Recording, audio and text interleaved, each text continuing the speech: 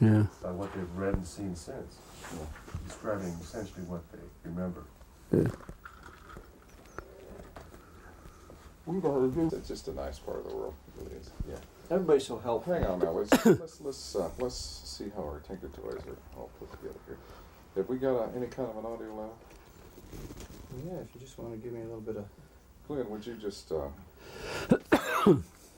a couple things? Okay, first of all, the phone was ringing, right? Okay, the way I became involved in this was started out in the early afternoon, around probably 1:30 in the afternoon, and I received a telephone call from the mortuary officer out at the Walker Air Force Base, Army Airfield Base, and he was inquiring about what would be the smallest possible casket that we could get that would be hermetically sealed. And at that time, I know that we had used like the 4 feet and caskets. We had used those before, but I thought they also made them in a 3/6. So, but he wanted to know if we had any in stock, and I said no, but if I can make a call to Amarillo, I can have him in, by 7 o'clock the next morning on a truck. So he said, I'll get back to you. And that was the first contact that I had with the base. And then what? Then he called back, probably 45 minutes or so later. And he said, I need to ask you some more questions. He said, in case something like this should happen, he said, we need to know what the preparation, what your preparations are for the bodies that had been laying out in the elements, And he said, we need to know also what if your treatments of the bodies are the remains, what could you do to them, and if your treatments, would it change any of the chemical breakdown of the tissues, the blood? Would it make a difference? And I said, I thought probably it would. And I said, of course, he knew exactly how we would treat those bodies because we have an outline from them and what we really have to do. I think he already at that point knew exactly what we would have to do. Did he disclose to you what he had? No. I told him, I said, if you have a problem, if you want, if you have something you don't really know what to do about it, let me come out, and I'll, try to help you do whatever you want to do. And he said,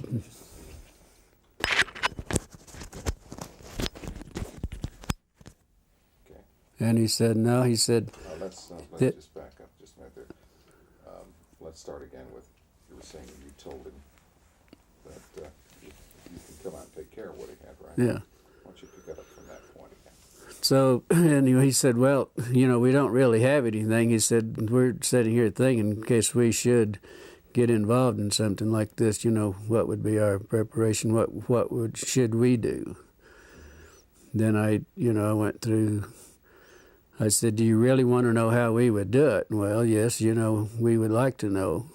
So that's when I explained to him that we would have the vats that we would fill up with formaldehyde solution with water, and we put the bodies in them, let them stay there for 24 hours, and then take them out. And then we would pack the bodies in, would be a sawdust and really a lime, what we would pack them in, then wrap them in the plastic. That's bodies that were badly decomposed. If there was tissue, deep tissue, we would have to do it hypodermically with needles to get to the deep tissue. Then we would have to aspirate the cavities if the cavities hadn't already ruptured, and then put some cavity fluid in those. I said that's, kind of normal procedure. Now, at one point, you finally offered to take care of it for them. Well, I offered 2-3 times, yeah. Can you review what that conversation at that point? You mean when I offered to take care of them? Yeah. He said, well, we don't really, right at this time, we don't really need your assistance. But he said, in case something like this should happen, then he said we would be prepared and we would know what to do.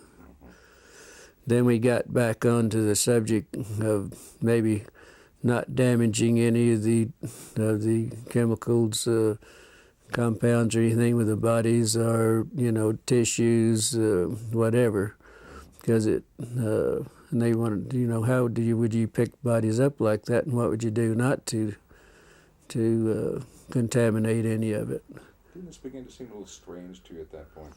Well, I thought maybe what happened, they might have had a VIP or some officer and something that happened. They didn't want wanted to keep it quiet, and they probably wanted to do it themselves, and not be involved with the civilian businesses or anything. So, after these conversations, you were curious, and you went on out to the base, as I understand it. Can you review that? Well, no, I didn't go out to the base. Yeah, I was curious, but I didn't go out to the base, and probably a couple hours later, then I'd got an emergency call. There was an airman that was injured in an accident. And I took the airman to the base. He rode in the ambulance with me, and I took him out to the emergency room. And that's the way I became really involved out at the base. I didn't go out just because I was curious. Give me the sequence from the time you picked up the airman and just describe to me. Well, when I got the call, I left the funeral home, and the ambulance went to the scene of the accident, picked the airman up. I did not place him on a stretcher because he had a head injury in the nose. I think his nose was fractured. So I did some minor first aid, and then he sat in the front seat with me all the way to the base. When we got to the base, then he walked into the emergency room. I didn't have to take him in. They didn't bring out a gurney or anything. He just walked in on his own. Then I never did see him after that. Then I had this friend that I wanted to talk to and see. This is a lieutenant nurse that I knew quite well, that had only been there only been commissioned and been out to sign. This was her first assignment out to the air base. And I wanted to talk to her, and so I was going down the hall, and first thing, the lieutenant that I wanted to see was coming out of one room, going across the hall to the other. And she noticed it was me. She said, "How did you get in here, and what are you doing in here?" And she said, "You better get out in a hurry." She said, "You're going to get in a lot of trouble." She said, "Would you please leave and get out of here in a hurry?" And then I turned around, and she went on into the other room. Then in about the time I turned around, there was another officer said, "Hey, wait a minute." And I said, "Looks like you had a crash." He said, "I see there's some, in the ambulances out there, I see a lot of wreckage." And I said, "Where was the crash?" And he said, "There wasn't any crash." And he said, "Just wait a minute." And then he said, "Wait a minute." And I, stood there for a minute. And he turned around, and evidently he must have waited for somebody else to come out, because there was another officer coming out. He said, "This man says there was a crash out at the base." He said he wanted to know he was inquiring about our crash. And this was when I encountered, he was a red-headed officer, and very nasty, very rough. He said, "You did not see any crash. There was not any crash." And he said, "You get the hell out of here, and you didn't see anything, and you don't talk to anybody." He said, "You're going to get in a hell of a lot of trouble." And I said, "Look, I'm a civilian. There isn't a damn thing you can do to me about it." He said, "No, but somebody might be picking your bones out of the sand." That's when he made the remark there. Then there was a black sergeant that was standing beside him, and he said, "Yeah, but he would make better dog food for our dogs." Of course, I didn't understand that, but my father happened to be an old trapper and for a hobby and everything. And I said, "My father uses guys like you for bait in these coyote traps." And then there was two MPs that joined me right on, took me outside, and each holding me by my elbows, and they escorted me out back to the ambulance and followed me all the way back to the funeral home. Now, as you were entering the hospital, you saw something in 3 trucks. Yeah, because usually where I parked, there was 3 field ambulances parked in the area where I usually park, where we back up to the ramps. So I just pulled up to the side in front of those and parked out in the front, and the airman and I got out and walked in. So when I got up, went up the steps and up the ramp, and I was walking, going into the emergency room, I noticed that the doors were open, but what was odd about it, there was an MP standing beside each one of the vehicles in the back, just standing there. And the doors were open. Naturally, I was curious, and, I just happened to look in. That's when I saw some debris that looked like parts of a plane or something that they hadn't had a crash. Because I've seen them do this a lot of times, bring in pieces in the old ambulances in. Can you describe the debris? Yeah, I noticed in 2 of the ambulances there was some debris that was probably 2.5 to 3 feet, long and probably high, that was propped up on the side of the ambulance there. They were kind of in the shape of maybe like a half a canoe. They were like the front part of a canoe. And, it looked like it might be aluminum, but it looked more like the metal looked more like stainless steel that had been heated. It was blue, kind of a bluish tint to it. But what was odd about it, it looked like around the curved part in the front of the canoe, there was some designs or something that kind of reminded me of maybe some Egyptian signs or whatever. And it was probably about 3 inches in high, and probably the length of what the wreckage I saw, it looked like it was the length. And the same thing was in the other ambulance too. I mean, I saw practically the same thing. The pieces that were practically the same size, and the insignias looked like whatever that might be was part of the wreckage. How did your friend feel about what she saw? Well, I didn't know really until the next day. And I called out. I kept trying to get a hold of her because naturally I was curious and I wanted to know what was going on. And so I called out the next day, and then probably around 11:30, she said, "I know you've been trying to get a hold of me, but I haven't been available." And she said, "Why don't you meet me at the officers club? If you have time, meet at the officers club, and we'll have lunch. And I want to talk to you."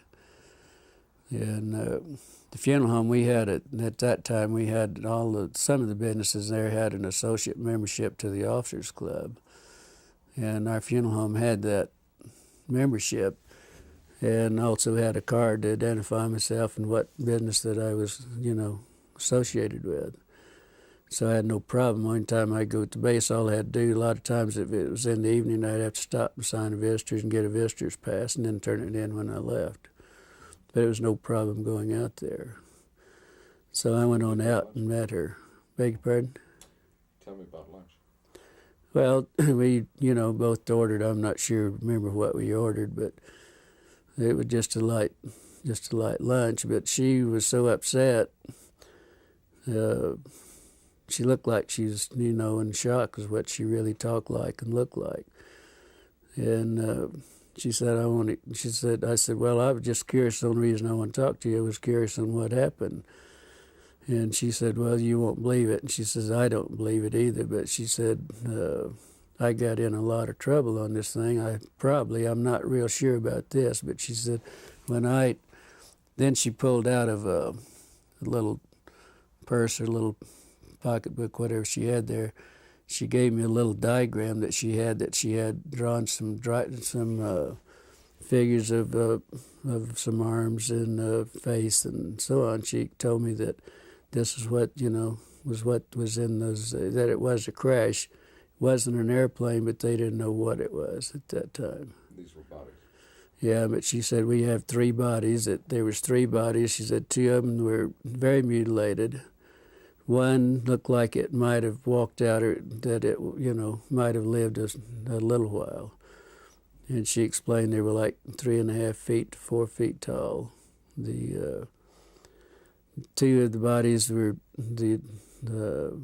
you couldn't identify much because they were practically destroyed, and it looked like maybe that they might have been a predatory animal or something might have been doing some damage on the bodies too. How did she describe their head and their hands? Well, she said the head, and then the little drawings that I had, the way she explained it and the way she drew it, that the heads were somewhat larger than a human heads. The hands were long, no thumbs. It was just the long, very delicate fingers at the end of on the underside at the tip of each fingers was a pad-like, maybe a little pad, but it looked like the skin had maybe little suction, like the little suction cups on those. On the no fingernails on the hands. The head, the lips were just a long, narrow, more or less, not full lips like we would have in most of our people, but very fine lined, very fine lips. There was no teeth. That was the inside of the mouth. It was kind of like a real a gums. Maybe it was. She said to explain it. It was almost as hard as if it was rawhide. Maybe at that. The ears. There was only 2 small orifices on each side of the head with looked like a couple of small lobes that might cover both of those, but there was not a protruding ear. And also that the nose, there was only 2 small orifices in the nose. There was really no nose that was convex. It was all just flush with the face. Was she emotional about all this? Very much so. Very emotional. She would have to stop and drink water every once in a while, and also she never touched a meal. All the time we were talking in an hour and a half that we were there, she never touched her meal. Any other demonstrations of emotion? Indications of how she was upset? Well, just, every once in a while she'd go like this, and wringing her hands, and she said it was the most I've never been so horrified in my life. I've never seen anything so gruesome in my life. I've never smelt anything that smelt worse in my life. And she told me that when I saw her, she was leaving the room to go to the bathroom because she was deathly ill and was going to throw up. Did she recognize any of the doctors by examining the body? She told me, she said, I asked her that question, which of the doctors, and she said, I don't know that I knew them, and that was her answer. So, but she said she walked in the room and they said, hey, we need you, you need to help us. And that was the way she became involved in it. And then she got ill. The doctors also became very ill. They would have to do a little examination, then they'd have to leave and go sit down, and then they would come back and do a little bit more. It was that bad. After your conversation with her at lunch, can you describe what happened next? How you were unable to see her again, and how you learned the... Well, yeah, we'd visited a while, and then I had to get back to the funeral home, go back to work, but then I never did see her after that. And I called out the next day to see how she was feeling, and they told me that she wasn't available. Then I wouldn't be available that day. I called the next day, and they told me that she'd been transferred. And it was rather odd because she'd only been at the base less than 3 months. That was her on commission less than 3 months, and that was her first assignment. So it was rather odd that she would be transferred out, within 3 months. So later on, you attempted to, I guess you got a letter.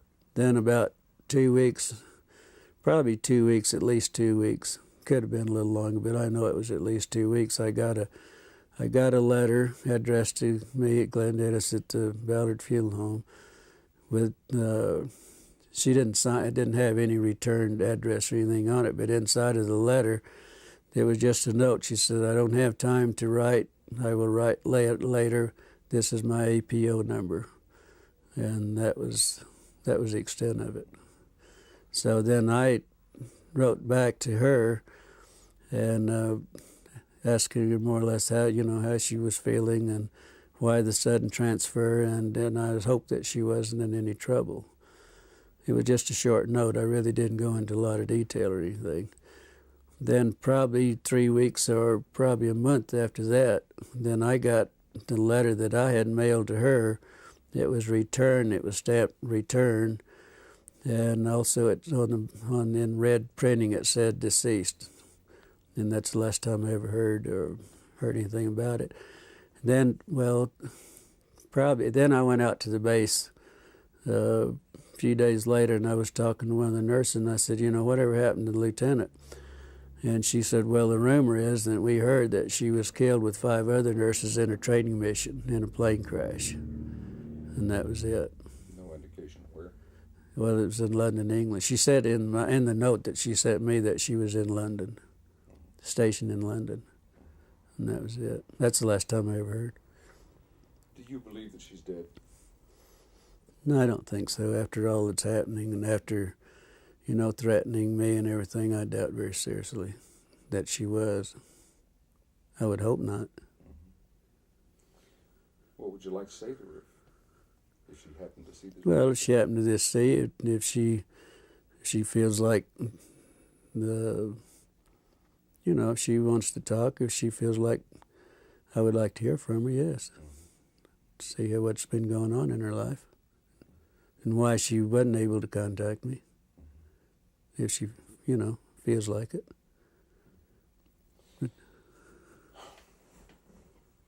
Let's stop tape for a minute. Okay. Now, the sheriff told your father you were in trouble. Okay, what happened there? Then the next day after I was there, when I had the problem with the officer and the black man, I was told my father was contacted by our sheriff, George Wilcox, which was a very close friend of my father's. They were very good friends. And he called to see if my father was home because he wanted to come out and talk to my father. And he did so, and he told my father that there was a black sergeant from the base that came to his office, was inquiring about who my parents were, my mother and my father, if I had any brothers or sisters, and all, wanting to know what my personal family, who they were and where they were. George said that he knew I had some family, but he didn't know, where they were or anything else. So anyway, he told my father that he did contact my father, and he told my father that he thought I might be in some trouble.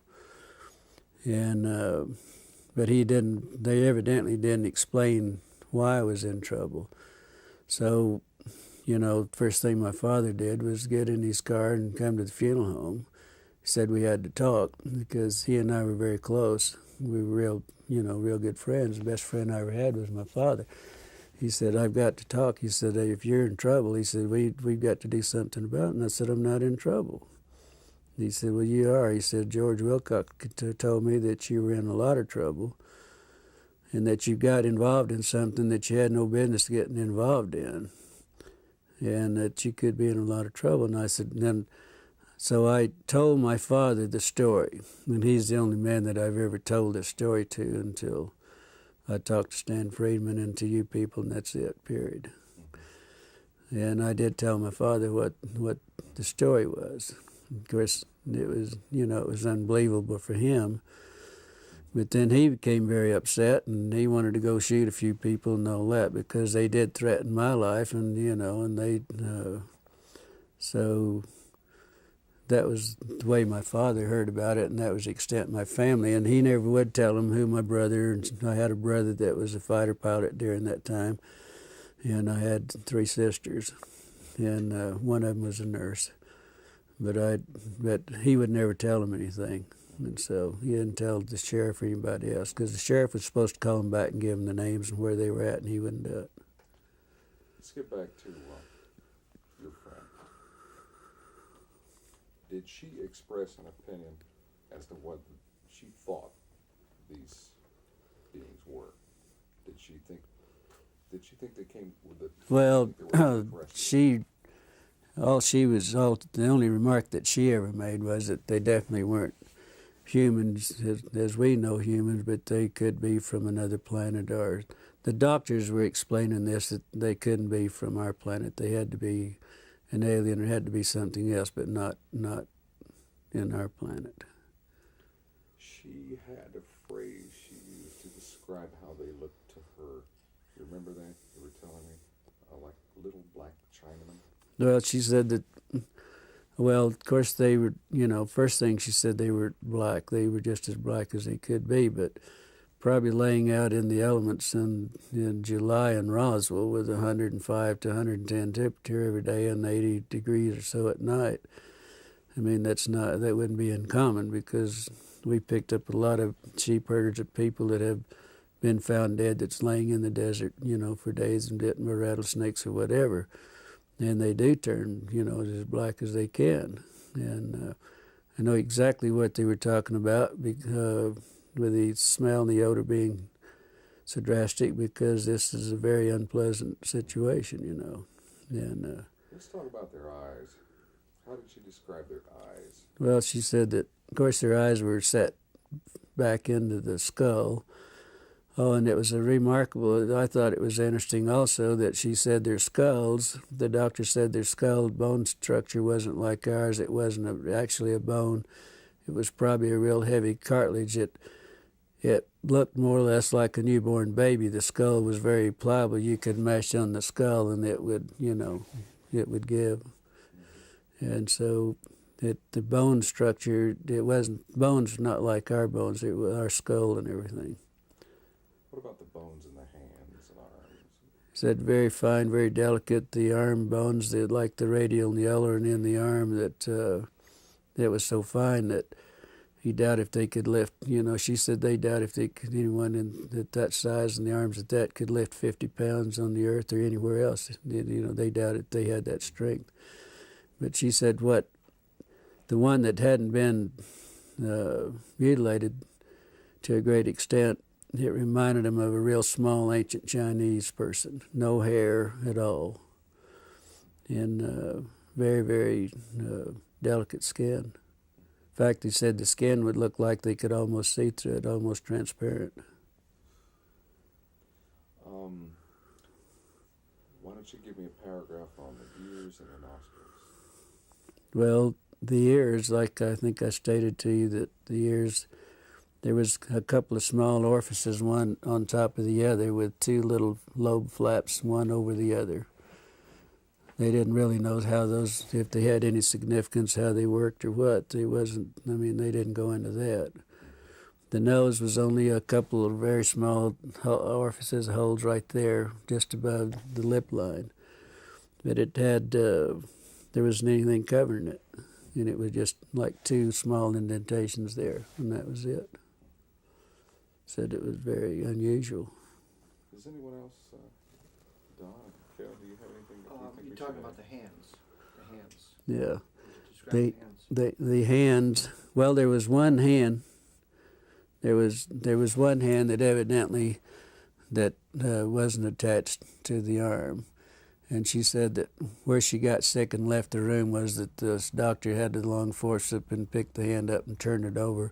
And that's when they noticed that there wasn't any thumb. None of the bodies had any thumbs or anything. They were just long, very fine, very delicate fingers, no fingernails. But right at the tip of each finger, it looked like there was a pad. And in this pad, it looked like it might have had very small they were like little suction cups, very minute suction cups. The doctors, that's the way he explained it, that was looking at it. Let's have tapes right now. Okay. We need to get the arm as well. Okay, yes, the Which arm. goes with that. We need to go about the arm. Really? In the magazine we publish, and with the pads at the tips of the fingers. Maybe you can get Can you get a copy of them? I can send you a copy, I'd be happy to. It's amazing. It all fits together. That's the And they thing. would It not just have fits known together. about Obviously, it would know about your information. Yeah, well, see, I've never vice discussed this with anyone. My father was the only person I really ever discussed this. I didn't discuss it at the funeral home or anything else. I never discussed it with any of my family, period. I never have until I met Stan Freeman 2 years ago. It's the first time I ever discussed it. Would you have an interest in some dubs of testimony that we get from other people here? I'd be happy to. Well, I'd send love it to, yeah, but I'd love to. I'd like to have a tape of mine also, if you, Sure, don't, absolutely. Of course you we can know. do that. Maybe we can send you two, one for each hand. Or My, something. my daughter said if, I want a tape of this and I want to keep it, and I want it in the family, but. We'll make you up. Yeah, I would love to, whatever, if you guys feel comfortable, I'd love to, have some tapes of whatever, Absolutely. I We've would. got quite a few that we could probably run off. What you have VHS or Beta machine? Tape? I'll see to that we get some dubs of other people's interviews. I just go to Kmart or wherever and buy the. I think we have the tape going now. Why don't we start with the thing? How they Well, request? he talked about the hand, so for continuity, it might be good to go to the Oh, arms. this will all be edited anyway, but we can start wherever you like. You want to go with the, let's start with the arms, okay? Anytime. Oh, forget the camera. Seeing if he was ready. It's not there. Yeah, It's not there. that's all right.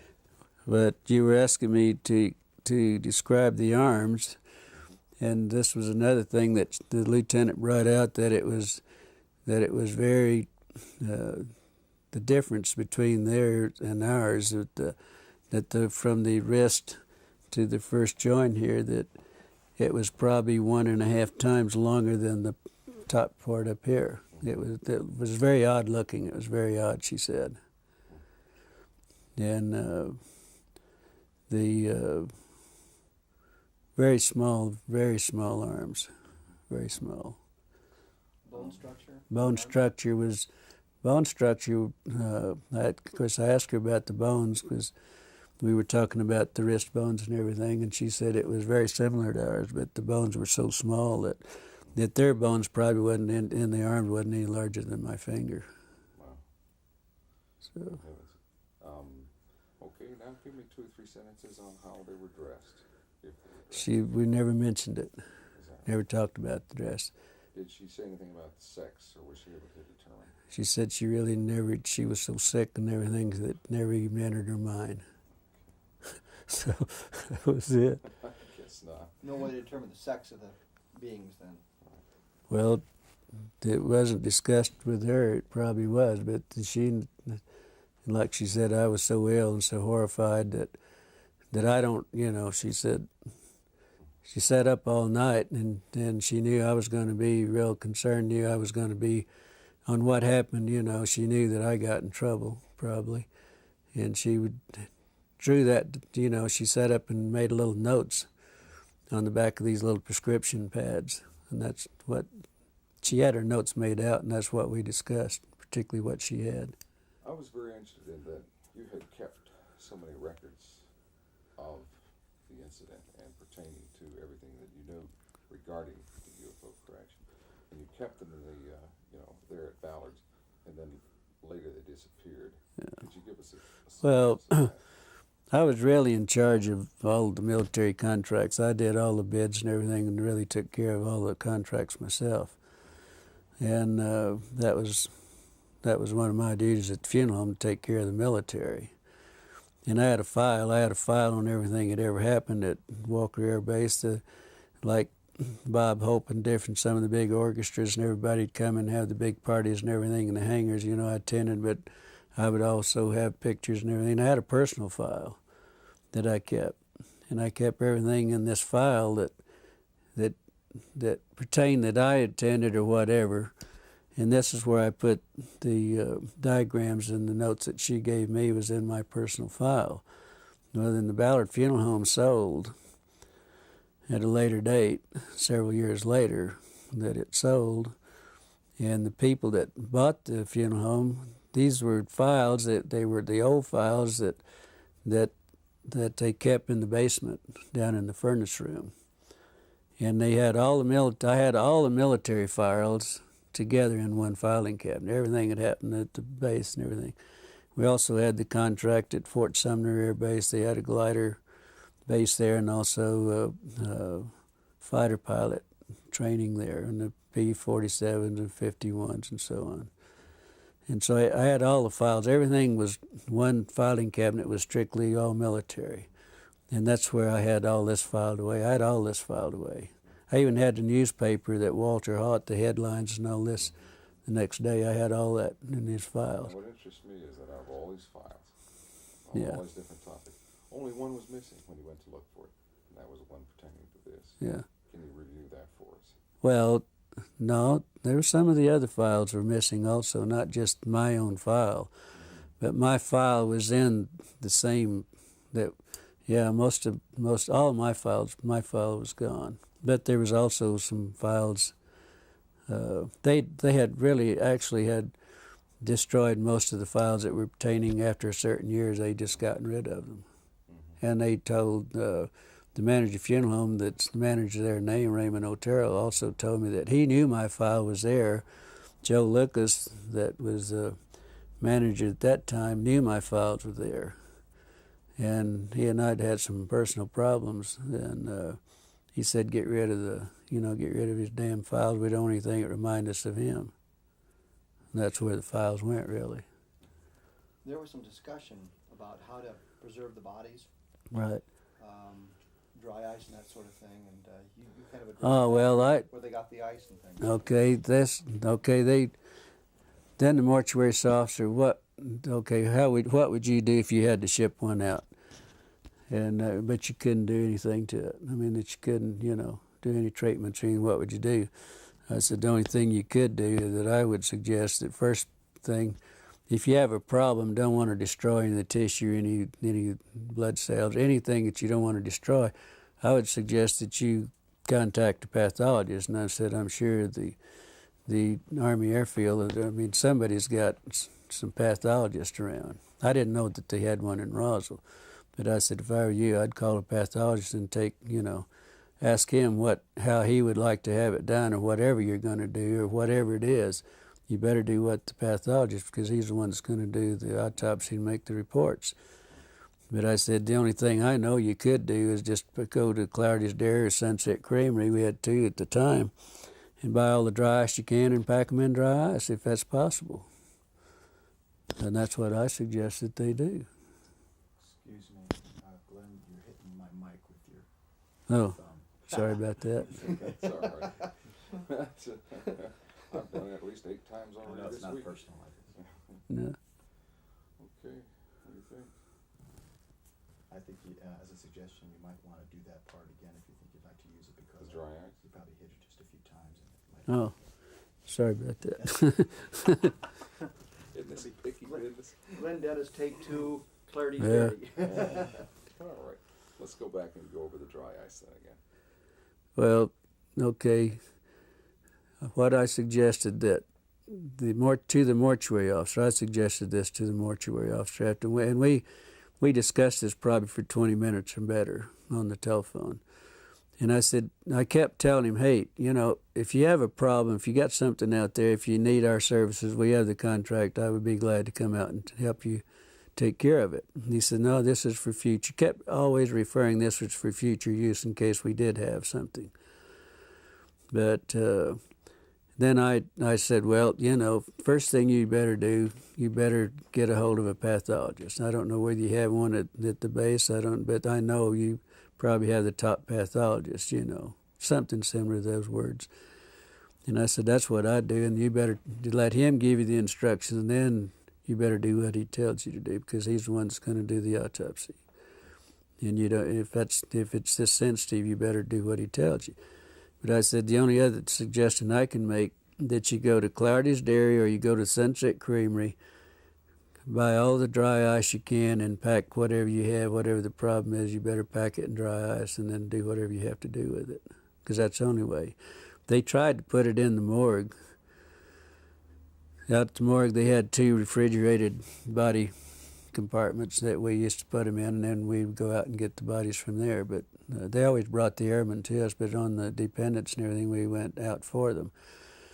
but they weren't cold enough, and it became so offensive. They were afraid they were going to upset everybody in the hospital. So they later moved them over to a hangar, and that's the last that she knew anything about them too. The lieutenant knew anything about them, but she didn't know how they moved it or anything about it. But they were taken to a hangar because the odor was so offensive they couldn't. That, like they said, it was upsetting everything. That's great. So, Fantastic. Yeah. Did she ever tell you where she thought or where she was told the bodies went from Roswell?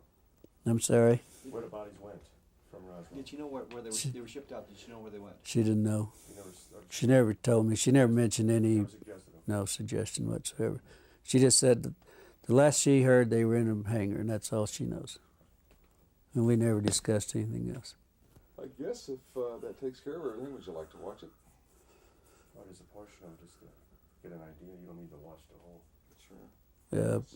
Let's turn it around and watch it. Do you